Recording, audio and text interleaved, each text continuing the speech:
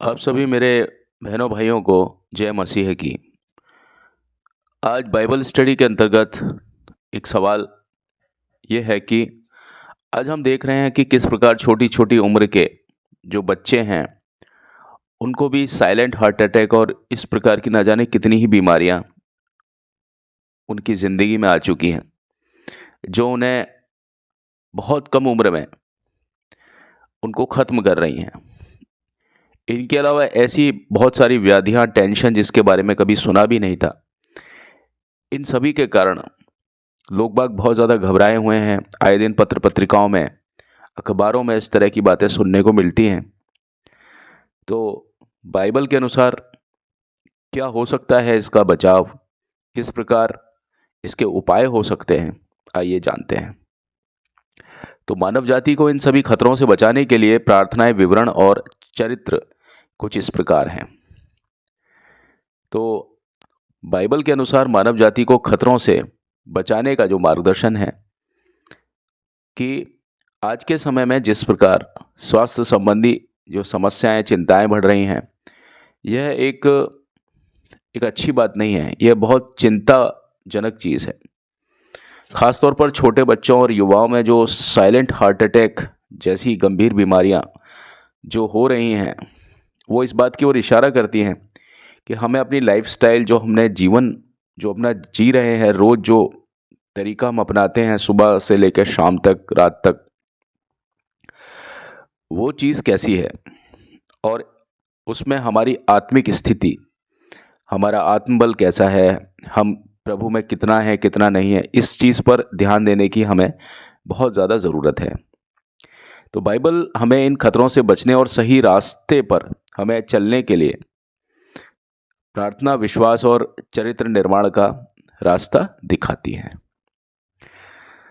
तो बाइबल हमें सिखाती है कि प्रार्थना में अद्भुत शक्ति है और यह हमें ईश्वर से जुड़ने और उसकी इच्छा को समझने का एक मीडियम, एक माध्यम भी प्रदान करती है। जहाँ तक प्रार्थना की बात है, फिलिपियो 4 में पद संख्या 6 और 7, किसी भी बात की चिंता ना करो, परंतु हर बात में प्रार्थना और विनती के द्वारा धन्यवाद के साथ अपनी जो प्रेयर्स हैं वो ईश्वर के सामने आप रखो, उसे प्रस्तुत करो।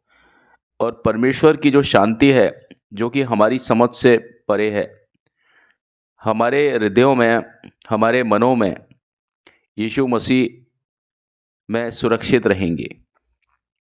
तो यह वचन हमें सिखाता है कि जब हम चिंता और भय से बचने के लिए प्रेयर करते हैं, प्रार्थना करते हैं, तो परमेश्वर की शांति हमारे जीवन में उतर आती है।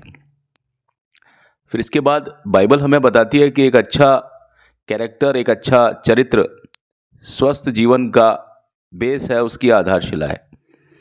यह हमें पापों से दूर रहकर ईश्वर की मर्यादाओं का पालन करने की प्रेरणा देती है। उसके बाद है नीति वचन 4 में पद संख्या 23, सबसे बढ़कर अपने हृदय की रक्षा कर, क्योंकि जीवन का स्रोत यानी सोर्स वही है। तो यह वचन हमें बताता है कि आत्मिक और मानसिक स्वास्थ्य का प्रभाव हमारे शारीरिक स्वास्थ्य पर भी पड़ता है। इसके अलावा बाइबल हमें सिखाती है कि हमारा शरीर ईश्वर का मंदिर है और उसकी देखभाल करना हमारा परम कर्तव्य है। 1 कुरिन्थियों 6 में पद संख्या 19 और 20 ये कहता है कि क्या तुम नहीं जानते कि तुम्हारा शरीर पवित्र आत्मा का मंदिर है, जो तुम में वास करता है और जो तुम्हें परमेश्वर की ओर से मिला है। तुम अपने नहीं हो, क्योंकि तुम्हें मूल्य चुकाकर मोल लिया गया है। इसलिए अपने शरीर से परमेश्वर की महिमा करो। हमें अपने शरीर को स्वस्थ रखने के लिए अच्छा खान पान, व्यायाम और तनाव मुक्त जीवन अपनाना चाहिए। उम्मीद और विश्वास जैसे मानव जाति को इन खतरों से बचने के लिए जो सबसे बड़ी चीज़ है, ईश्वर में विश्वास है और उसकी योजनाओं में हमें भरोसा रखना चाहिए। बाइबल स्पष्ट करती है कि पाप से भरा जीवन न सिर्फ आत्मा को बल्कि शरीर को भी पूरी तरह से नुकसान पहुंचाता है। रोमियो 6 में 23, पाप की मजदूरी तो मृत्यु है, परंतु परमेश्वर का वरदान हमारे प्रभु मसीह यीशु में अनंत जीवन है। हमें यह बुराई से बचने और अच्छाई का अभ्यास करने की आवश्यकता है। यिर्मयाह 29 में पद संख्या 11, क्योंकि मैं तुम्हारे लिए जो योजनाएं रखता हूँ उन्हें मैं जानता हूँ।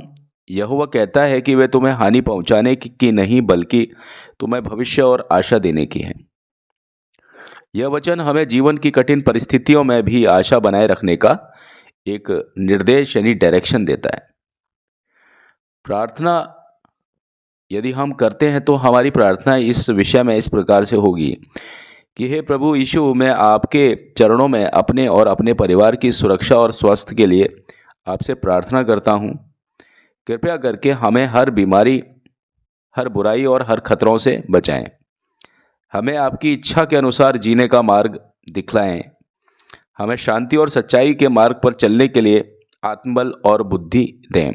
साथ में आमीन ज़रूर बोलना है। तो बाइबल हमें प्रार्थना, विश्वास और सही चरित्र के माध्यम से जीवन की चुनौतियों से लड़ने और सुरक्षित रहने का एक रास्ता, एक मार्ग दिखलाती है।